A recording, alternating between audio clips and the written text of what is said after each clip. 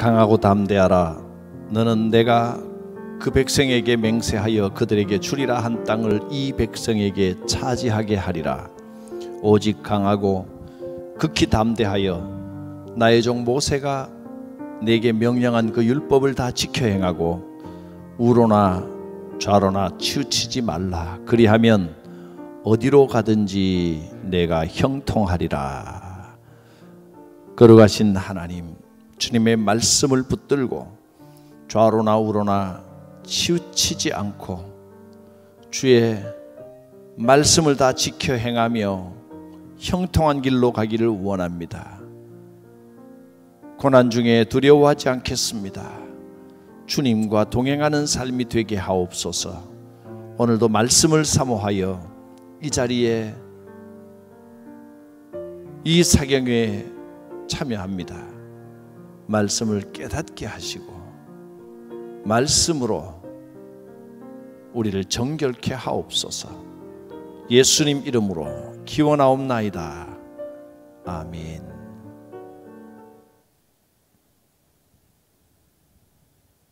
(582장) 어두운 밤 마음에 잠겨.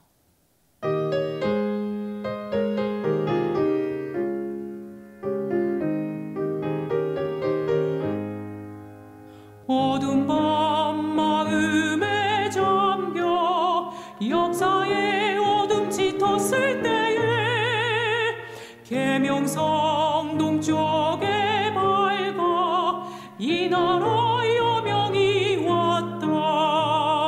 고요한 아침에 나라 빛 속이 새롭다.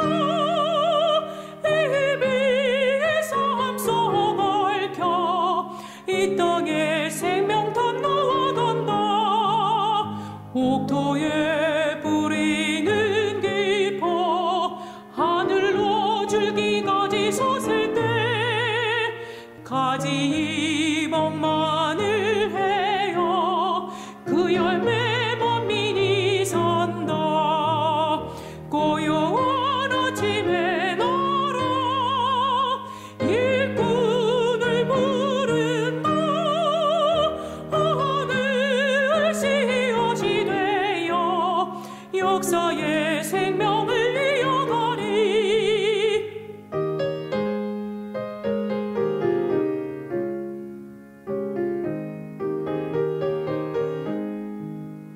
맑은 샘줄기 용서사 거칠은 땅에 흘러적칠 때 기름진 푸른 벌판이 눈앞에 활짝 트인다.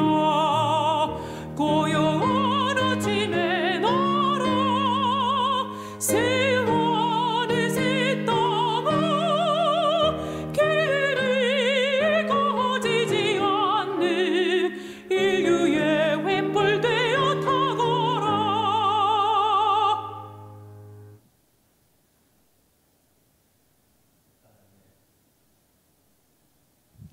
하나님의 말씀은 레위기 7장 37절 말씀입니다.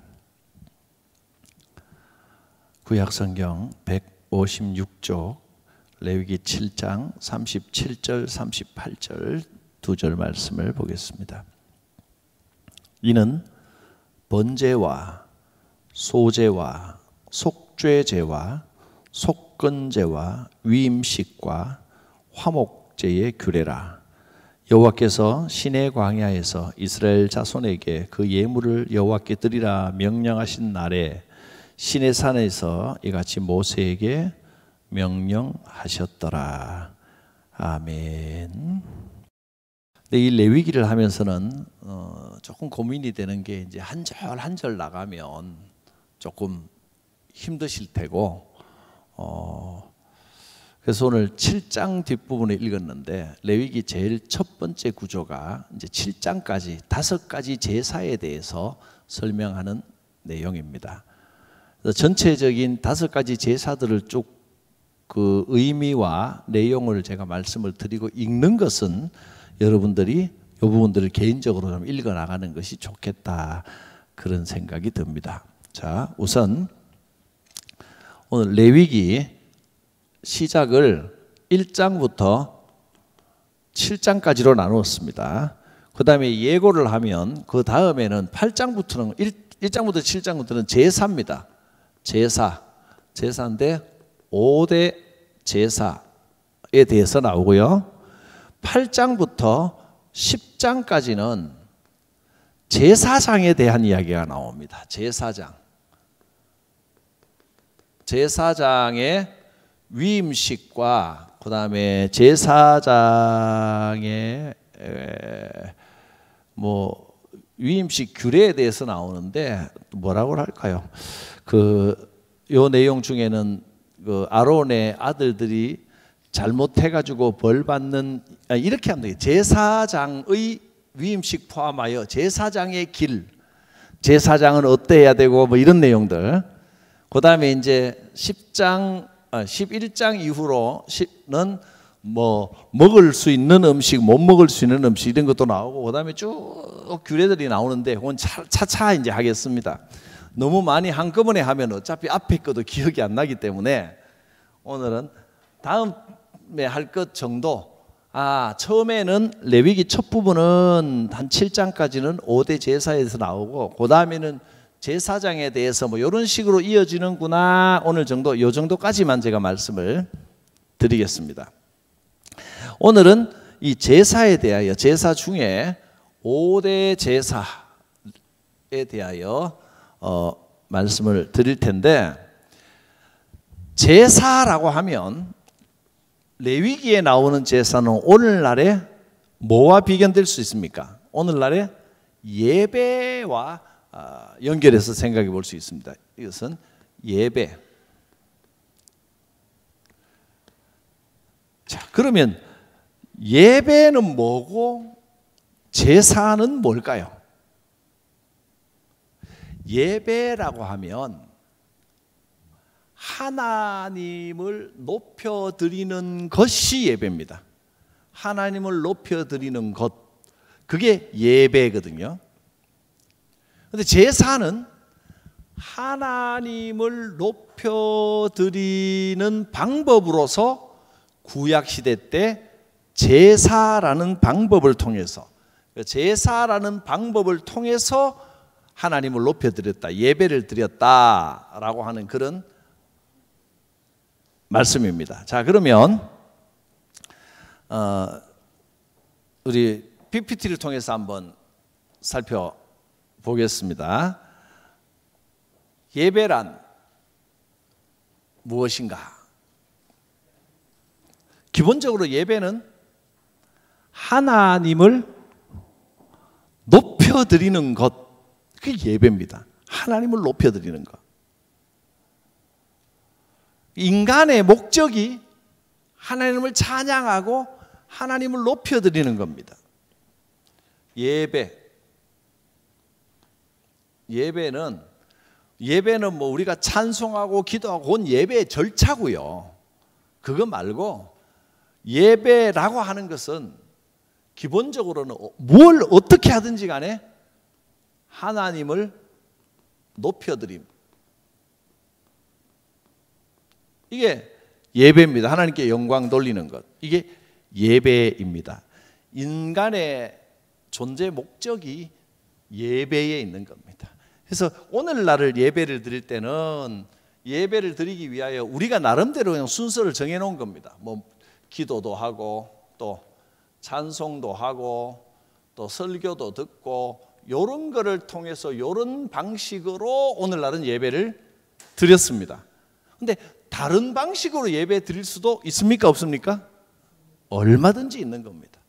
구약 시대에는 이런 방법이 아니라 이런 방법으로 예배를 드렸단 말이에요. 이 안에 예배가 포함되어 있는 겁니다. 예배라고 하는 건 어떤 형식이나 절차에 얽매이는 게 아니라 내가 하나님을 높여드리는 것이 곧 예배입니다. 자, 이제 프레젠테이션을 한번 보면서 제가 말씀을 드리겠습니다. 예배가 무엇인가? 예배라고 하는 건 인간이 하나님을 높여드리는 것, 그게 예배입니다. 인간이 하나님을 높여드리는 것. 그래서 하나님을 높여드린다는 건 인간이 원래 존재하는 목적입니다. 인간의 모든 목적 중에 제일 큰 것은 하나님을 높여드리는 겁니다. 이사야서 43장 21절에 인간이 존재하는 목적, 하나님이 우리를 왜 지었다 그랬습니까? 이사야서 43장 21절 이런 구절 정도 알아놓으시면 좋습니다. 한번 찾아볼까요? 직접 또 찾아봐야 줄도 꺼놓으시고. 우리 인간의 존재 목적이고 신앙의 가장 첫 번째 목적 중에 있는 것입니다. 자, 4321 거꾸로 하면 1, 2, 3, 4니까 쉽죠? 이 같이 읽어볼까요? 이 백성은 내가 나를 위하여 지었나니 나를 찬송하게 하려 함이니라. 우리 왜 지었다고요? 찬송하게. 여기서 말하는 찬송이라고 하는 건 꼭 멜로디를 통해서 노래하는 그 찬송을 말하는 게 아니고 말 그대로 하나님을 높여드리는 겁니다. 그러니까 이게 곧 예배입니다. 나를 예배하기 위하여 만들었다, 이 말과 같은 겁니다. 예배는 인간의 존재 목적이고 예배를 하면 하나님을 높여드리면 하나님의 축복이 우리에게 오는 겁니다. 자, 그러면 예배는 어떻게 예배한다 그랬습니까? 요한복음 4장 24절에 사마리아 여인에게 주님 이렇게 말씀하셨죠. 영과 진리로 예배하는 자는 영과 진리로 예배할지니라. 근데 문제는 영으로 예배한다는 게 어떻게 예배하는 겁니까? 영으로 예배한다는 건 이런 뜻입니다. 마음 중심, 진실한 마음 중심. 이것도 정확한 표현은 아닙니다. 왜냐하면 인간은 영과 혼과 육으로 존재한다 그랬죠. 구성이. 이게 이제 죽으면 영이 쏙 빠져나가도록 이 안에 영이 있다 이런 게 아니고 그냥 내 안에 이게 섞여 있는 겁니다. 그러니까 이 안에 하나님과 접촉하는 기능을 하는 것이 영입니다. 음식을 먹는 기능을 하는 게 입이고 그건 육신이고, 배부르다 배고프다 신진대사를 하고 이거는 육신, 이 땅에 속한 육신의 역할이지만 영이라고 하는 건 하나님과 교제하는 역할을 하는 게 영입니다. 정신은 생각하고 지정, 이 정이라고 하는 건 생각하고 느끼고 이게 다 이제 정에 속한 역할이고, 영은 하나님과 교통하는 겁니다. 그러니까 예배는 하나님과 깊은 교통이 있어야 된다 그런 뜻입니다. 하나님과 깊은 교통이, 우리의 영으로 하나님을 만나고 하나님과 소통을 해야 됩니다. 그러려면 하나님과 소통하려면 인간을 의지하지 말고 오직 하나님의 은혜를 의지해야 됩니다. 이 영으로 한다는 게 참 경험해 본 사람은 어려운 이야기가 아닌데, 경험 안 해본 사람은 이 영적이라는 게 하는 게 어떤 의미인지 이야기가 참 어려운데, 여기서 말하는 거 진실한 마음 중심이라 그랬는데 사실은 이렇게 이 땅의 걸로는 이렇게 표현할 수밖에 없습니다. 세상적인 용어로는 마음 중심이 아니라 그 안에 더 깊은 곳에 영이 있는 겁니다. 하나님과 교통하는 영. 그러니까,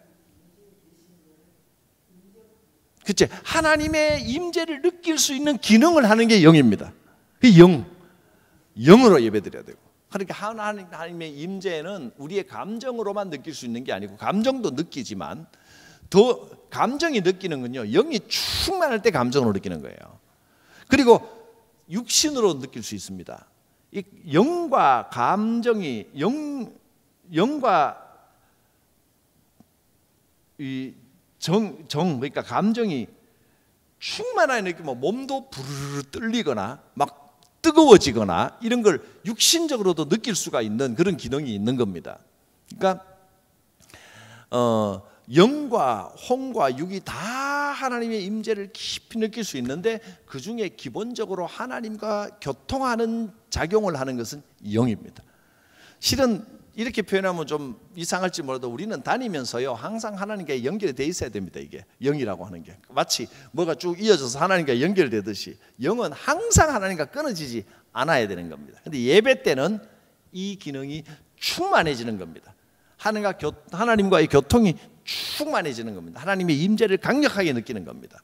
영과 그 다음에 진리로 드리라 그랬는데 진리는 당연히 하나님께서 명하신 방법대로 하나님이 원하시는 방법대로 해야지 예배 드린다고 내 마음대로 예배 드리면 금송아지 만들어서 이게 하나님이다라는 거하고 똑같은 거죠. 하나님께서 원하시는 방법대로 이렇게 예배하라라고 하신 방법대로 예배를 해야 된다 그런 뜻입니다. 그럼 하나님이 명하신 방법이 뭐냐? 일단 구약시대에는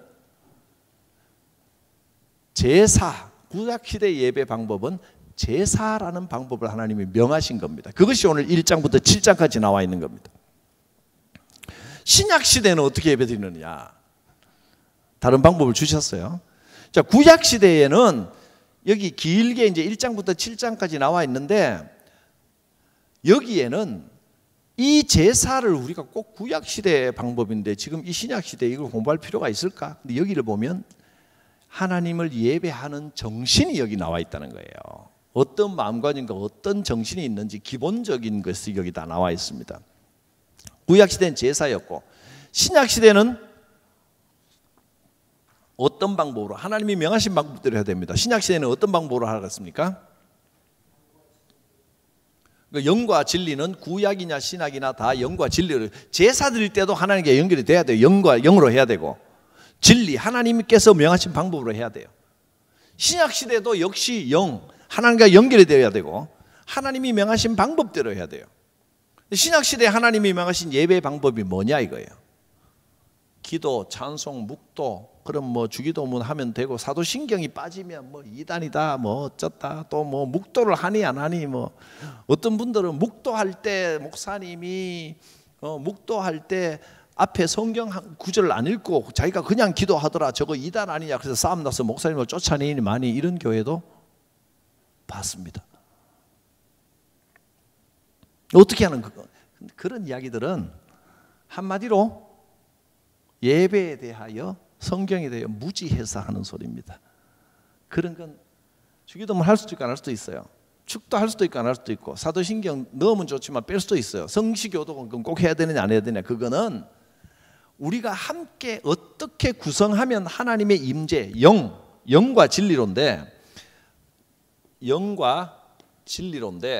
요거는요 이렇게 해야만 된다 이게 하나님이 명하신 방법이다가 아니고 이건 왜 이렇게 구성을 하느냐 하면 하나님의 임재를 가장 강력하게 우리가 느낄 수 있는 방법이 뭐냐 거기에 따라서 그냥 그때그때 구성하는 겁니다. 청년들은 이렇게 딱딱하면 이 임재를 잘 못 느껴요. 그죠? 되게. 그래서 청년들은 자기들에게 맞게 막 이렇게 그냥 찬양을 좀 많이 하고 이렇게 구성하면 하나님의 임재를 더 느낄 수 있기 때문에 조금 청년 예배는 좀 다르게 구성하기도 하고 또 유치부나 뭐 영유치부 예배는 애들한테 똑같이 이렇게 한다고 반드시 하나님의 임재가 느껴지는 게 아니고 애들은 막 좋아요 하나님 좋아요 하고 뛰면서 기쁘면서 이 임재를 느낄 수 있기 때문에 하나님이 여기 임재하시구나 하는 걸 느끼기 제일 좋은 방법으로 이걸 구성을 했을 뿐이지 이것이 하나님이 명하신 방법은 아닙니다. 하나님이 명하신 방법 진리는 뭐냐? 근데 우리는 그래서 여기에 대해서 이 순서에 대해서 좀 자유로워야 돼요. 근데 그때 아무렇게나 막 하면 안 되고요. 전문가의 손길을 좀 우리가 합의된 걸로 하되 구역 예배나 원래회 할 때 원래회 시간도 얼마 없는데 한 15분 해야 되는데 기도하고 찬송 부르고 설교까지 다 하고 그러면 회의하려고 모여가지고 회의는 못해요. 이거는 잘못된 이야기입니다. 어리석은 거고요. 간단하게 기도만 한번 하고 원래회 같은 건 해도 돼요. 원래회 같은 거 할 때는 구역예배 모일 때 절차대로 주보에 있는 이 절차를 다 하고 나면 사람들이 좀 질려버릴 거예요. 특히나 또 반주도 없는데 찬송 막 3번 4번 들어가고 하면 굉장히 힘들거든요. 이렇게 하는 게 아니고 구역예배는 구역예배대로 우리가 좀 그 정감 있는 사람들이 가까운 사람들끼리 몇 명 모였을 때는 다른 방식으로 하나님의 임재를 더 느낄 수 있잖아요. 서로 사실 대화하면서 간증하면서 대화만 해도 하나님의 임재를 더 느낄 수 있을 거예요. 각자가 묵상한 말씀을 나누면서 하나님의 임재를 더 느낄 수 있을 거라고 생각해요. 그건 뭐 방법은 이거는 임재 여기에 해당되는 거지 이게 정하신 방법이 아닙니다. 그러면 진리는 뭐냐? 하나님께서 명하신 방법은 뭐냐? 구약에는 제사인데 신약에는 뭐냐? 신약은 이겁니다. 예수 그리스도께서 단번에 제사로 희생제물이 되셨고 우리를 속죄하셨기 때문에 신약 시대의 예배는 반드시 예수 그리스도가 있어야 된다는 거예요. 구약 시대의 제사에서 하나님이 명하신 방법은 제사 중의 방법은 뭐냐면 제사는 뭐 어떤 식으로 해도 되는데 거기는 반드시 희생제물이 있어야 됩니다. 나를 대신하여 죽는 속죄 제물이 있어야 된다는 게 하나님이 명하신 방법이거든요. 신약시대 지금은 구약시대의 제물은 없어도 되지만 그 대신 단번에 그 모든 제물을 대신하신 예수 그리스도의 희생 그것이 우리 예배 가운데 있어야 된다는 거예요. 그 예배 중에 어떻게 합니까? 늘 주님의 십자가를 생각하고 여기에 예수님의 그 십자가의 의미가 예배 안에 우리의 심령에 있어야 된다 하는 겁니다. 그래서 예배 드릴 때마다 희생제물이신 예수님의 십자가를 기념하는 뭐 순서가 아니라 뭐라도 하여튼 기념하는 그런 과정이 반드시 있어야 합니다. 기념한다는 말은 뭐냐면 첫째로는 기억해야 됩니다. 기억하고 그다음에 다짐하고 이게 어떤 다짐일까? 예수님께서 내 죄를 사하셨음을 신뢰합니다. 이것도 다짐이고 그게 이제 대속신앙이죠. 대속복음. 저는 이걸 이제 이렇게 천국복음 여기에도 천국복음, 대속복음, 십자가복음 기념한다. 예수님의 십자가의 희생을 기념한다는 건 저는 이렇게 봅니다. 기억하는 겁니다. 아, 주님께서 이렇게 돌아가셨다. 내 머리로 기억하는 거고 다짐. 예수님께서 죽으셨으므로 내 죄가 사하셨음을 믿습니다. 그리고 또 다른 다짐은 나도 예수님과 그 십자가에 나의 옛사람은 죽었음을 다짐하고 나는 죽은 자로서 살아가겠습니다. 갈라디아서 2장 20절 내 안에 그리스도께서 사시는 그런 삶을 살겠습니다라고 다짐을 하는 겁니다. 그렇게 기념하는 거예요. 그리고 주님께서 나를 천국복음 나와 함께 하시고 나를 구원하시고 천국의 삶을 주셨음을 소망하는 겁니다. 이게 다 기념 안에 들어가 있는 거죠. 복음에 우리가 복음으로 살아간다는 것 대부분은 제가 정리한 여기에 잘 들어가 있습니다. 자, 그다음에 기억하고 다짐하고 소망한다는 것은 나옵니다. 이렇게 복음서에는 하나님 나라 천국 복음으로 나오고요. 서신서에서는 보혈 복음 이게 대속 복음입니다. 대속 복음. 그다음에 십자가 복음 이렇게 나옵니다. 자, 그럼 이제 예배라고 하는 것이 무엇이다? 이거는 어느 정도 좀 정리가 되셨죠? 예배가 요 절차를 예배라고 하는 게 아니라 이 안에 담겨진 영과 임재와 진리 이것이 예배라고 하는 겁니다. 이 예배의 의미가 구약시대 5대 제사에 담겨 있습니다. 자, 왜 이 제사를 우리가 깊이 레위기에 지나간 옛날 거를 왜 공부를 해야 되느냐? 예배에는 이제는 요 PPT를 좀 중심으로 하면 되기 때문에 굳이 뭐 지우고 칠판에는 안 써도 될 것 같습니다. 그래서 그냥 하겠습니다. 왜 제사를 알아야 되느냐 하면 참된 예배가 무엇인가 하는 의미가 여기 담겨 있습니다. 제사 안에. 그 다음에 그래서 5대 제사는 첫째 번제, 두 번째 소제, 화목제, 속죄제, 속건제 이렇게 5가지 제사로 나누시는데 번제는 매일 아침 저녁으로 드리는 제사입니다. 백성들이 소나 양이나 염소나 새나 이런 거 갖고 오면 받아서 그걸 제사 드리는데 매일 번제단에 불은 꺼지지 않게 하고 매일 드리는 제사, 헌신을 나타냅니다. 이 제사에 가지고 오는 예물을 단순히 오늘날 뭐 헌금하고 비슷하지만 헌금으로만 볼 수는 없습니다. 헌금에다가 우리가 주일날 교회 와서 봉사하는 것도 하나님께 앞에 내 몸을 드리는 제사에 해당되기 때문에 전체적인 걸 봐야 되는데, 그래도 예를 들어 오늘날 헌금 중에 제일 가까운 걸로 번제라고 하면 어디하고 연결될 수 있을까요?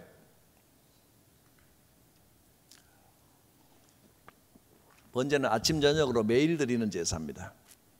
매일의 삶이라고도 볼 수 있는데, 또 헌금으로 굳이 한다면 주정헌금, 그렇게 볼 수도 있고, 또 우리가 매주 또는 새벽기도, 매일 드리는 새벽기도도 어떤 번제에 해당할 수가 있겠죠. 정기적으로 드리는 제사입니다. 번제는. 그다음에 소제는 뭐 다른 특별한 일이 있을 때 더 헌신하기 위하여 그 위에 가루를 넣는 겁니다.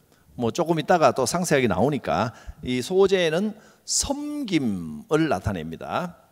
자원하는 사람들이 더 드리고 싶어서 드리는 겁니다. 화목제는 나눔의 제사, 속죄제는 죄 지었을 때 정결의 제사, 속건제는 화해의 제사입니다. 어떤 죄를 지었을 때 죄를 사하는 건데, 속건제하고 속죄제는 어떻게 다른지 그건 조금 살펴보면서 보겠습니다. 자, 오늘은 요 5가지 제사가 무엇인가만 살펴보면 되기 때문에 좀 간단하게, 더하면 혼돈될 수 있으니까 1장부터 7장까지가 나오는데 구체적으로 그 제사를 어떻게 지내고 이거 다 살펴보면 오히려 더 혼돈이 됩니다.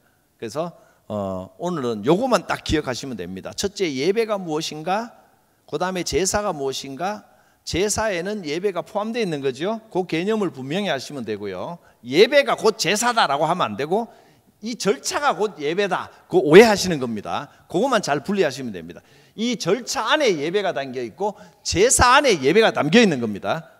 예배는 영과 진리로 하는 겁니다. 영과 진리로. 그래서 예배를 통해, 이 예배가 제대로 이루어지면 인생은 하나님과 화평이 이루어지기 시작합니다. 예배가 성공하지 못하면 뭔가 삐딱합니다. 신앙생활을 하는 것 같은데, 신앙생활을 하려면 신앙생활을 하는 것 중에는 겉으로 드러나는 종교생활과 또 복음의 삶이 2가지가 있는데, 이 2가지가 다 돼야 돼요. 신앙생활은 내가 하나님과 함께 복음이 있다, 복음을 산다라고 하면서 사람들과 안 어울리고 나 혼자 독불장군처럼 하면 그것도 문제고요. 사람들과 협력하면, 지난 빌립보서 1장에 나왔죠. 복음에 합당하게 생활하는 건 서로 협력해야 돼요. 한마음 한뜻으로 협력하는 게 있는데, 나 혼자 나는 복음을 산다, 다 틀렸다, 나 혼자 옳다, 나만 하나님 바라보면 된다, 이것도 문제예요.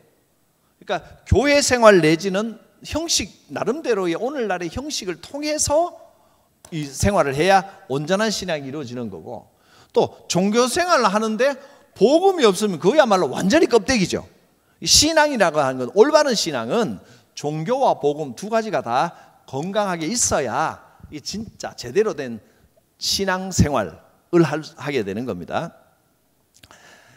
그러니까 이 예배라고 하는 건 여기에 담겨 있는 그 영과 진리로 하나님을 찬양하는, 인생의 목적인 하나님을 찬양하는 이 복음, 이것과 같은 건데, 이 복음은 모였을 때만 일어나는 게 아니고 내 생활 매 순간 이 예배가, 사실은 하나님을 찬양하는 이 예배가 매 순간 일어나는 겁니다. 그런데 이것이 어떤 종교 활동으로 외형적으로 건강하게 나타나서 온전한 신앙생활을 이루기 위해서 우리는 이 절차를 정해놓고, 구약시대에는 제사를 드렸고 지금은 모여서 이런 절차를 통하여 예배를 하나님께 올려드리는 걸 통하여 건강한 신앙생활을 하는 겁니다. 자, 이제 성경을 보면서 찾아보시면 됩니다. 레위기 1장을 봅니다. 1장 3절에 보시면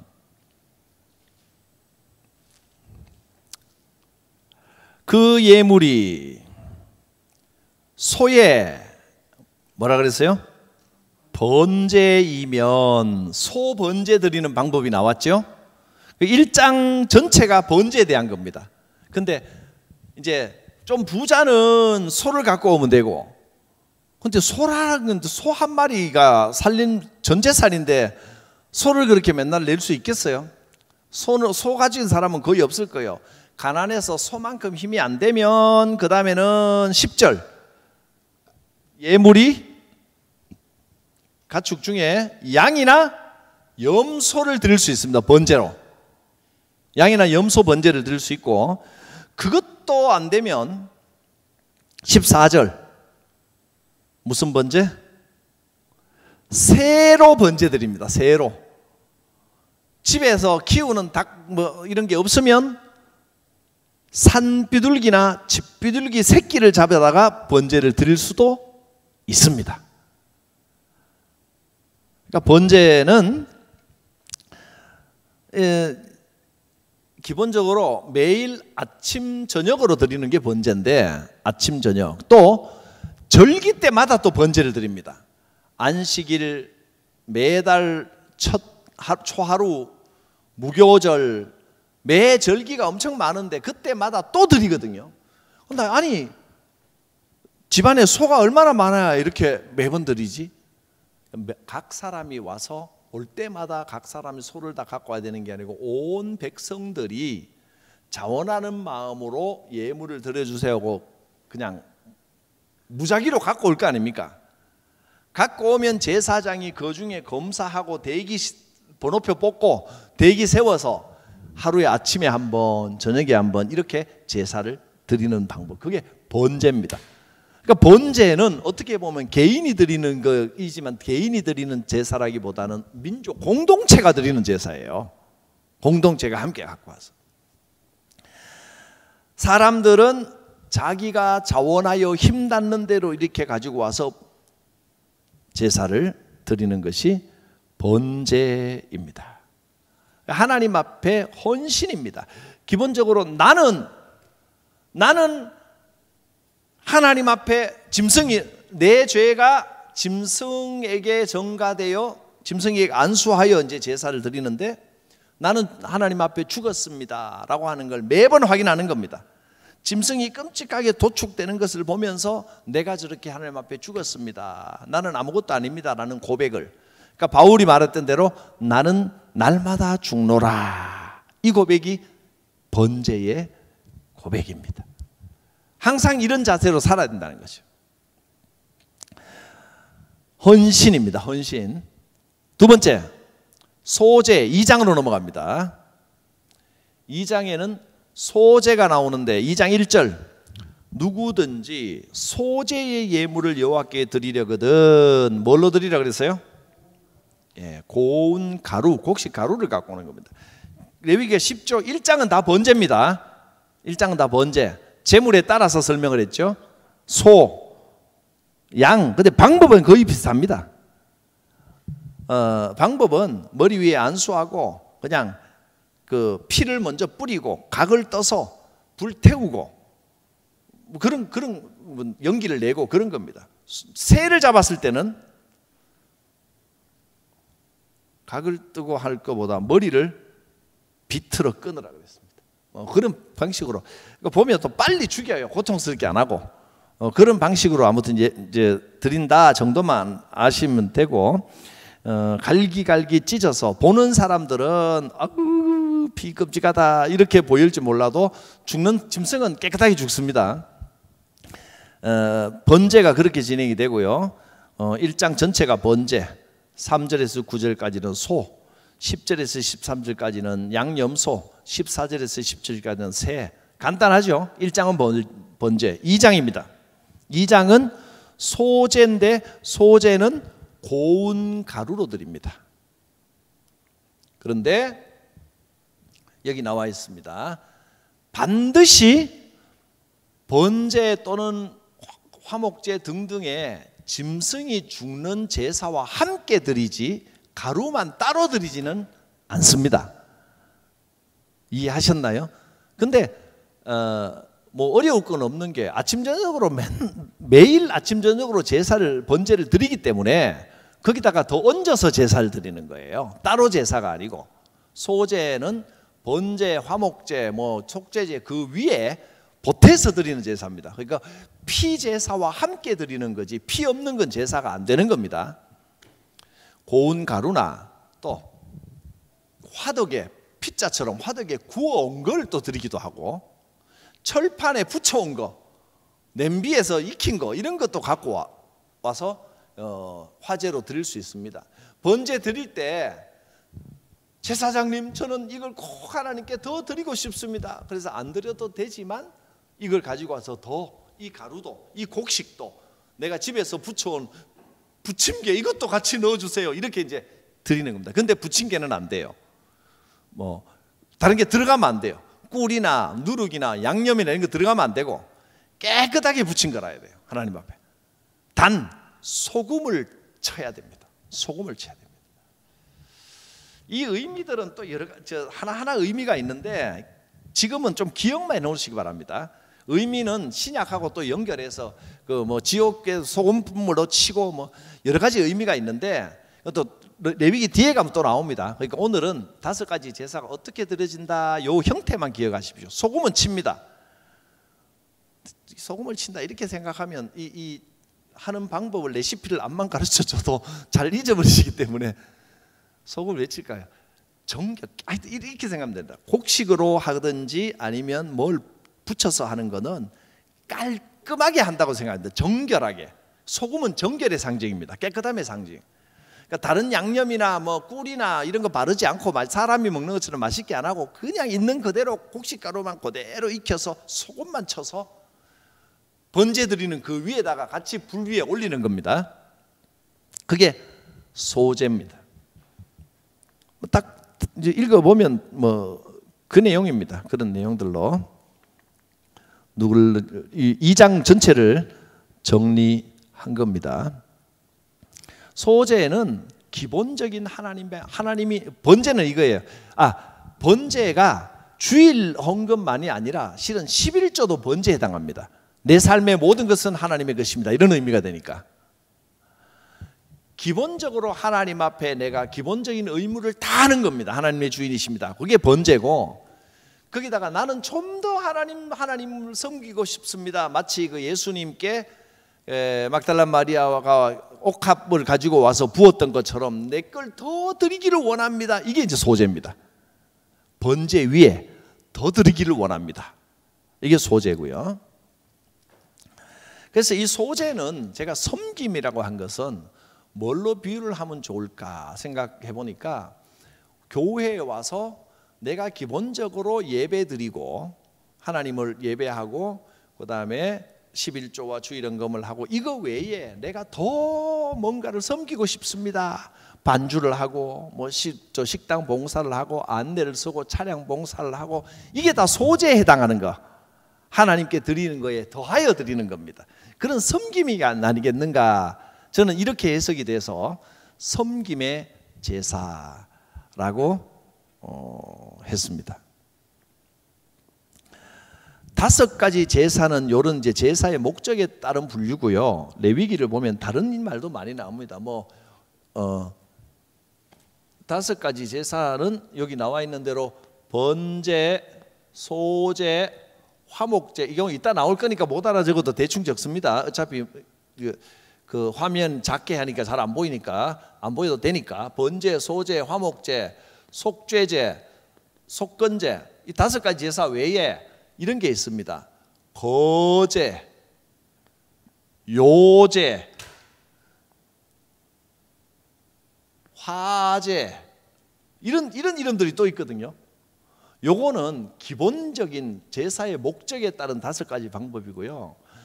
여러 가지 제사들이 있는데 이런 것들은 나중에 나오니까 이거는 또 뭐죠? 지금 질문하실 필요가 없고 거제는 뭐냐면 높이 콕 들어서 제사를 드리는 겁니다. 불에 태우는 게 아닙니다. 요제는 말 그대로 흔들어서 제사를 드리는 겁니다. 요 앞에 흔드는 겁니다. 화제는 불에 태우는 제사입니다. 제사의 방법에 따른 건데 수많은 제사의 방법과 목적이 있는데 기본적인 요 목적 안에 다 해당되기 때문에 요 나머지 것들은 나중에 설명이 될 겁니다. 이런 게 이제 그동안 궁금증을 가지셨던 분들은 지금은 요걸 잠시 놔두시고 이런 것도 있는데 나중에 나온다 생각하시고 오늘은 목적에 따른 요 다섯 가지만 생각하시면 되겠습니다. 소제 이해되셨죠? 소제 내가 자원하여 더 드리고 싶어서 드리는 겁니다. 그 다음에 화목제.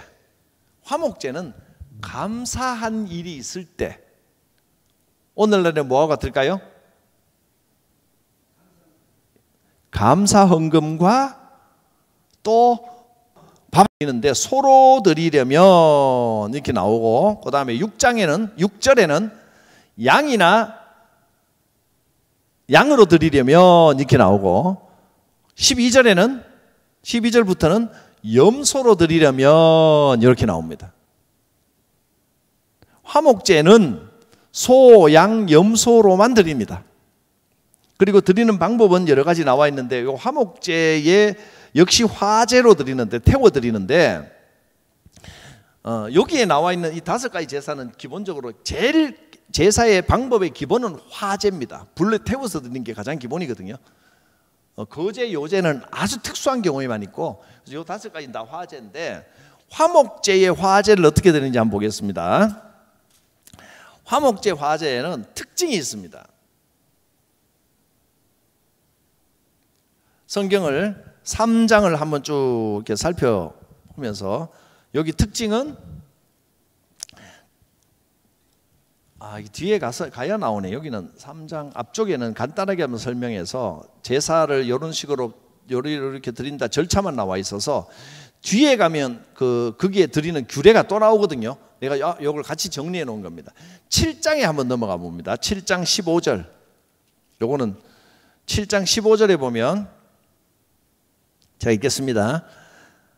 그 제물에 이 화목제 드리는 규례입니다. 그러니까 이게 조금 복잡하게 돼 있는데 1, 2, 3, 4, 5까지는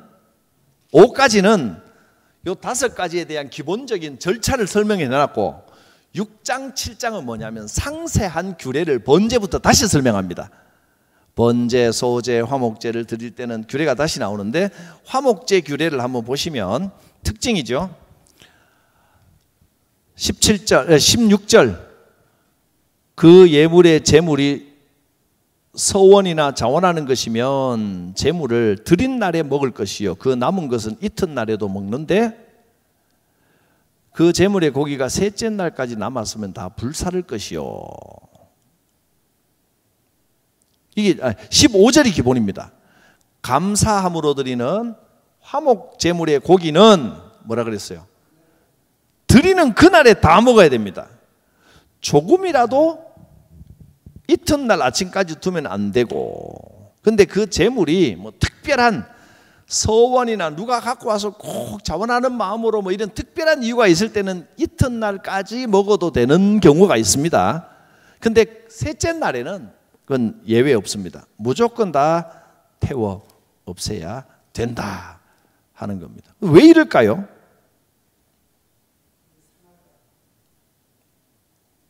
상할까 봐도 있겠죠. 상하면.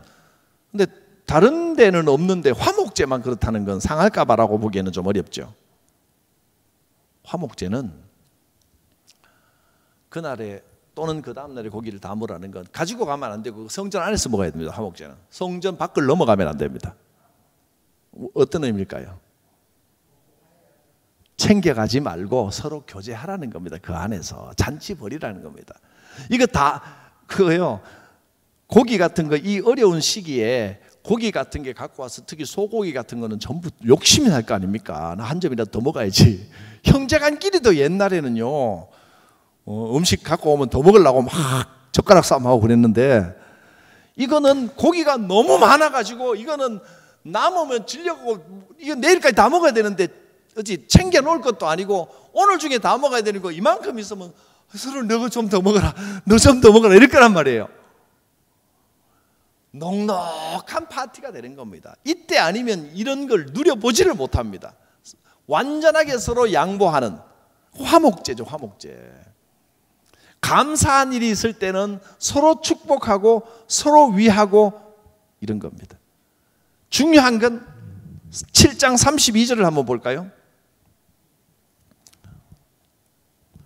또 너희는 화목제물의 오른쪽 뒷다리는 무조건 제사장에게 주어, 여기 나오죠, 거제를 삼으라. 이게 안 태웁니다. 오른쪽 뒷다리는 특별히, 오른쪽 뒷다리는 제일 맛있는 겁니다. 암소, 암돼지 오른쪽 뒷다리 하나 뚝 떼면 이만합니다, 이만합니다. 그거는 화제가 아니고 거제를 하라고 하는 이유가 하나님께 드림이 되었습니다 하고 제사장 집에 가서 제사장 가족들을 먹는 거예요. 제사장 거예요, 여러분. 제사장 거. 치킨 시키면 오른쪽 뒷다리는 무조건 목사님 드리고 나머지를 먹으라고 하고 싶지만 치킨은 뒷다리가 아닙니다.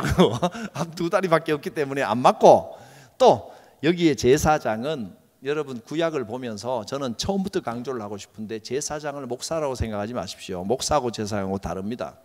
신약의 제사장은 예수님 한 분뿐입니다.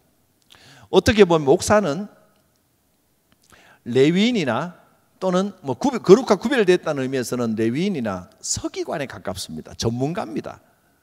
저는 목사가 성경과 복음과 신학의 전문가가 돼서 공부를 평신론보다 더 많이 해야죠 하고 성경에 대해서 많이 알고 그래서 올바른 복음을 가르치도록 임명을 받은 것이, 선생으로 임명받은 것이 저는 목사라고 생각하지, 특별한 어떤 뭐 영적인 권위가 있고 다르고 이래서 별종으로 별다른 사람을 만들어놨다고 생각하면 위험합니다. 성전은, 그러니까 진정한 제사장은 예수님 한 분뿐인 거예요. 히브리서는 계속 그렇게 말씀합니다.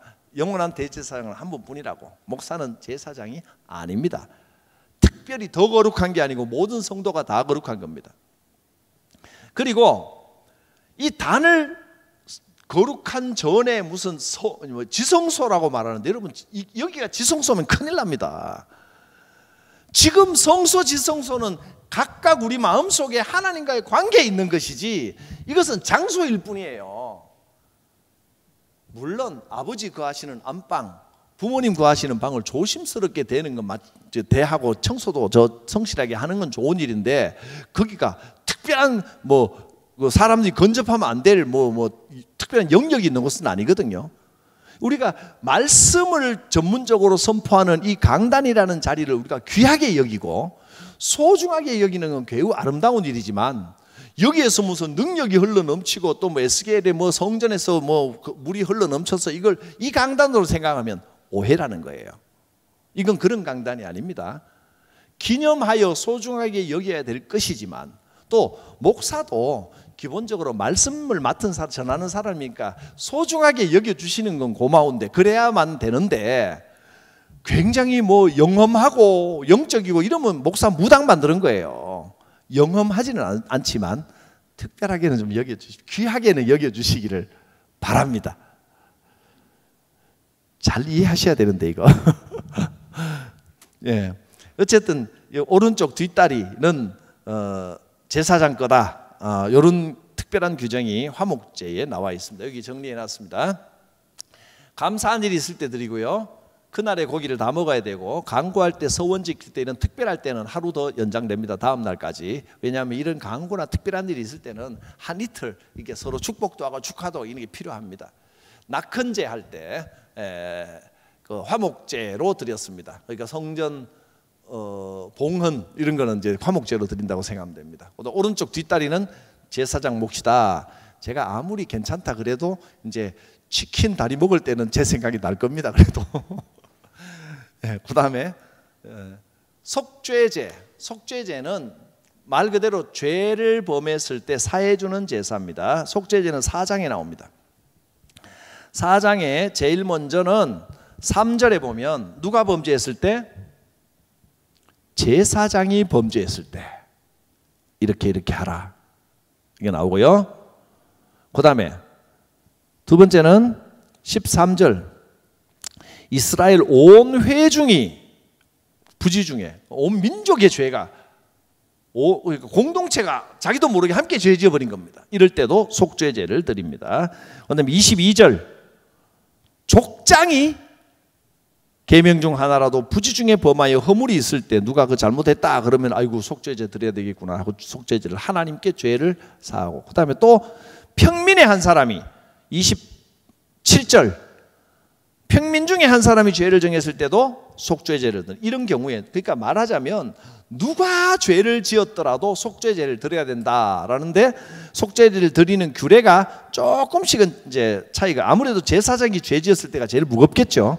어쨌든 그거 다 연결해서 속죄제인데 주로 어떤 범죄냐 하면 화면을 보시면 제사장, 온 회중, 족장, 평민 다 속죄제에 해당하는데 이웃 헌담했을 때 저주했을 때 다른 사람을 저주하거나 뒤로 호박씨 아니고 뭐 뒷담화 속죄제 드려야 됩니다. 여러분 뒷담화 하신 분들 속죄 헌금하십시오. 그 다음에 불고지죄 누군가 죄를 지었는데 알리지 않고 서로 같이 동조해버린 거 부정한 것을 만졌을 때 부정한 병 나병 환자나 유출병 환자와 접촉했을 때 코로나 바이러스로 접촉했을 때는 속죄제를 집에서 드려야 됩니다. 2주간 격리하면서 그렇습니다. 이게 이럴 때 이제 죄를 사하는 건데 그 고기는 거룩한 곳 즉 성소 안에서 그 안에서 제사장들이 나눠 먹습니다. 평민 다른 사람들이. 그래서 하나님께 대하여 죄를 지었을 때 이게 속죄제입니다. 그 다음에 속죄제하고 속건제는 어떻게 다른가? 속건제는요, 속죄제는 우리가 부정하여졌을 때, 그러니까 정결해야 되는데 거룩하지 못한 행위를 했을 때 사람들과의 관계가 아니라 하나님과의 관계에서 죄를 지었을 때 이웃을 저주하는 것은 그 사람에 대한 죄가 아니라 하나님께 대한 죄로 봅니다. 하나님께서는 언제 어디서나 나와 함께 하시고 지켜보시는데 그에서 하나님 안 보시는 줄 알고 이웃에 대하여 사람 없다고 함부로 말하는 건 하나님께 대한 죄가 되는 겁니다. 속건제입니다. 속건제의 정신은 화해 제사, 보상의 제사입니다. 속건제의 정신은 화해의 제사는 보상 없이는 화해나 용서가 없다. 반드시 보상을 해야 됩니다. 누군가에게 잘못했을 때는 20%를 더하여 보상한 후에 제사를 드려야 됩니다. 누군가 이 물건을 훔쳐놓고 자기 물건 뺏어와 놓고 뺏은 물건을 안 돌려주고 하나님 앞에 잘못했습니다. 속죄받았습니다. 끝 하고 이 사람한테는 안 돌려주면 됩니까? 돌려줘야죠. 갚아야 된다는 겁니다. 근데 그냥 원금 그대로 갚으면 안 됩니다. 20% 더 얹어서 줘야 됩니다. 5분의 1을 더하여 보상하고 난 다음에 제사를 드리는 겁니다. 사람에게 어떤 관계에 대하여 죄를 지었을 때 그거를 관계만 풀었다고 끝나는 게 아니라 하나님 앞에 이 제사를 드려야 한다 이 말입니다. 이해가 가죠? 속죄제는 하나님과의 정결이고 속건제는 사람과의 관계에 잘못했을 때 누군가를 쳐서 다치게 했을 때는 어떻게 해야 됩니까? 나도 똑같이 다치어야 되는데 그럴 수는 없으니까 그걸 물질로 환산해서 배상금을 주는데 5분의 1을 더하여 줍니다. 항상 20% 더해서 더 갚아야 된다. 이게 기본입니다. 또는 여호와의 성물을 함부로 했을 때도 여호와의 계명을 범했을 때도 이웃에게 범죄나 손해를 끼쳤을 때도 구체적으로 드러나는 죄들입니다. 속죄제는 하나님께 대한 죄인데 주로 정결을 상했을 때 자기도 모르게 아차 이거 내가 거룩하지 못했구나 그럴 때 속죄제를 하는 거고 교회 기물을 파손했을 때는 속죄제일까요? 속건제일까요? 속건제입니다. 구체적으로 드러나는 죄에 대해서는 구체적으로 갚고 제사를 드린다는 거예요. 밑에 빨간색을 봅니다. 죄의 대가를 안 갚아도 되는 게 아니라 예수님이 대신 갚아주신 것 이렇게 적었습니다. 오늘날 우리의 죄는 속죄제뿐이 아니라 속건제가 있는데 안 갚아도 되는 게 아니라 우리는 그냥 너무 쉽게 이 대속복음을 너무 쉽게 받아들여 버립니다. 그런데 예수님이 십자가로 몇백 배로 더 갚았다는 걸 우리가 알아야 됩니다. 보상 없이 화해 없습니다. 그건 뭐 내가 저 사람한테 당했으니까 난 절대로 화해 못 해준다 이러는 게 아니고, 속건제를 드리는 입장에서 아 내가 누군가에 잘못했구나 싶으면 그거를 도저히 다른 걸로 갚을 길이 없으면 물질로 환산해서라도 반드시 보상을 하고 하나님 앞에 용서를 구해야 된다는 겁니다. 적당히 어물쩍 넘어가면 안 됩니다. 심지어는 남의 돈 떼먹고도 하나님은 나 용서하셨으니까 됐다 그러고, 그거 말도 안 되는 이야기입니다. 자, 마지막으로 왜 우리가 제사를 알아야 됩니까?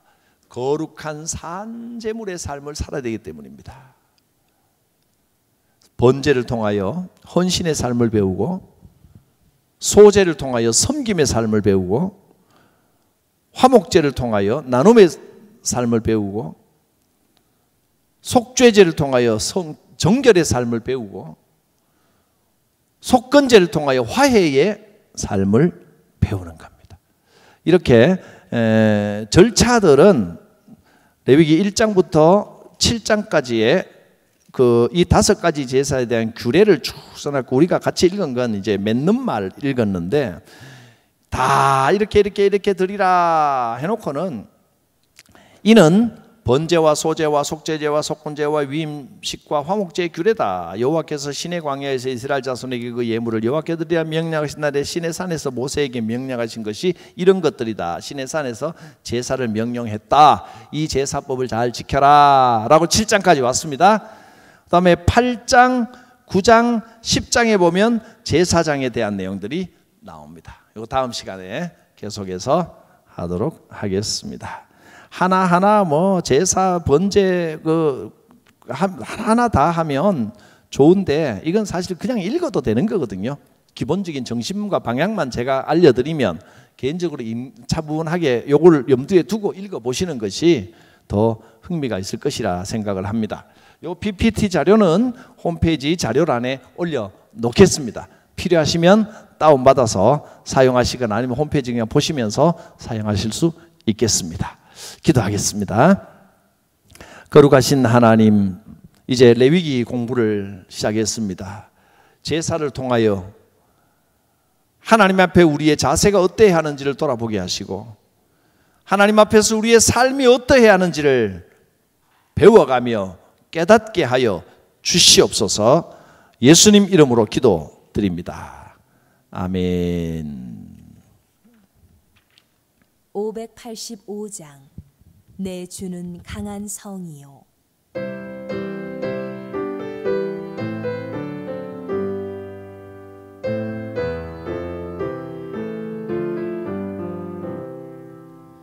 내 주는 강한 성이요 방비와 병기 되시니 그 환난에서 우리를 구하여 내시리로다.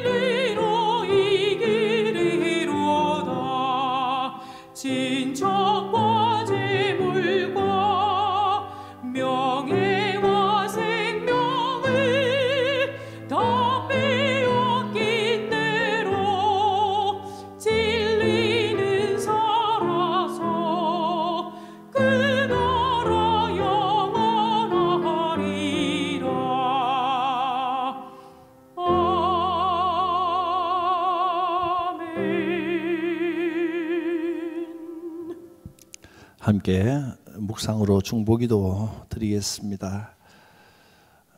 코로나19 바이러스가 속히 지나가기를 원합니다. 이 모든 어려운 과정들, 참 우리 교회들의 부끄러운 이 모습들이 회복되기를 원합니다. 수해로 인하여 고통받는 이들, 하나님의 위로와 도우심이 함께하기를 원합니다. 묵상으로 중보기도하겠습니다.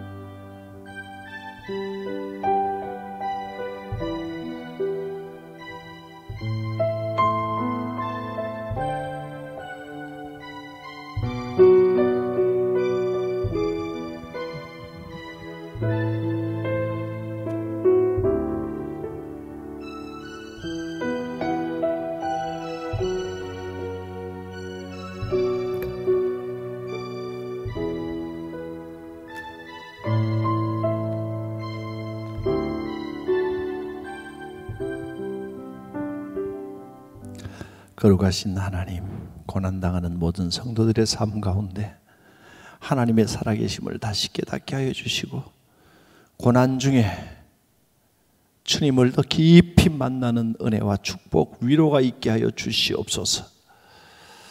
주여, 이 어려운 모든 상황들이 속히 해결되기를 간절히 원합니다. 교회의 부끄러운 모습들, 이 모습들 가슴 아프지만 이 일을 통하여 복음이 회복되고 순수한 복음으로 돌아가는 역사가 있게 하여 주시옵소서.